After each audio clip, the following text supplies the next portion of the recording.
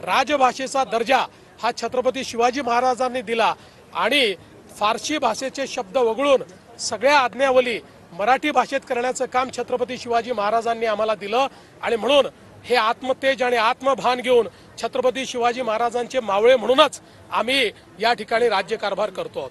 साहेब, दोन उपमुख्यमंत्री कार्यक्रमाला नाही येतात?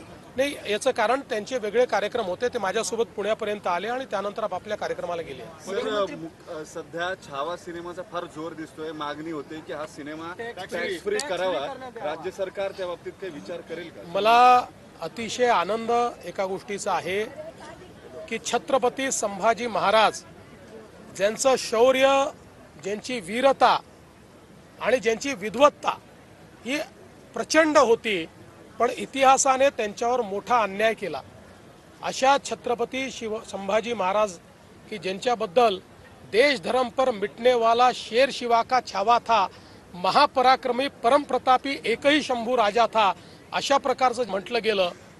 त्यांच्यावर अतिशय चांगला, आणि मी स्वतः अजून बघायचं आहे, पण मला ज्या ज्या लोकांनी बघितलं त्यांनी सांगितलं की इतिहासाशी कुठलीही प्रतारणा न करता ऐतिहासिक अशा प्रकारचा हा सिनेमा तयार झालेला आहे।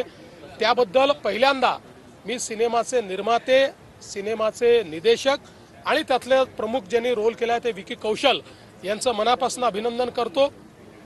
मोठ्या प्रमाणात ही मागणी होते की हा सिनेमा टॅक्स फ्री करा, पण मी आपल्या माध्यमातून महाराष्ट्रातल्या जनतेला सांगू इच्छितो की इतर राज्य ज्यावेळेस टॅक्स फ्री करतात त्यावेळेस जो करमणूक कर आहे तो एंटरटेनमेंट टॅक्स त्या ठिकाणी माफ करत असतात।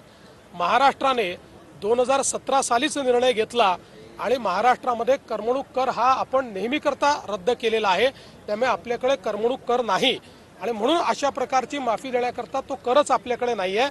तथापि या चित्रपटाच्या प्रमोशन करता किंवा छत्रपती शंभूराजांचा इतिहास हा प्रत्येक व्यक्तीपर्यंत पोहोचण्याकरता आम्हाला अधिक काय चांगलं करता येईल याचा प्रयत्न आम्ही निश्चितपणे करू। अभिनेते वारंवार बोलतायत, काल तुम्ही आपण विकिपीडियावरच्या विधानावरती तुम्ही खरं तर सांगितले कारवाई, वारंवार छत्रपती शिवाजी महाराज आणि संभाजी महाराजांचा नाही, असं आहे, अपमानित करणाऱ्यांना त्यांची जागा आम्ही दाखवू आणि अशा प्रकारे जर कोणी वागत असेल तर सरकारे माफ करणार नाही, शिवप्रेमी माफ करणार। एक समिती इतिहास अभ्यासकांची तयार करून हे वादविवाद थांबवतील यासाठी काही प्रयत्न केले जाणार आहेत? बघा, असं आहे, मी एक तुम्हाला सांगतो, वादविवाद तेव्हाच संपू शकतात ज्यावेळी त्याला राजकीय किनार नसतात। ज्याला राजकीय किनार असते ते वादविवाद कधीच संपू शकत नाहीत। तथापि मला असं वाटतं की यापूर्वी देखील आपण अनेक समित्या तयार केल्या आहेत, त्यांनी काही रिकमेंडेशन्स दिल्या आहेत,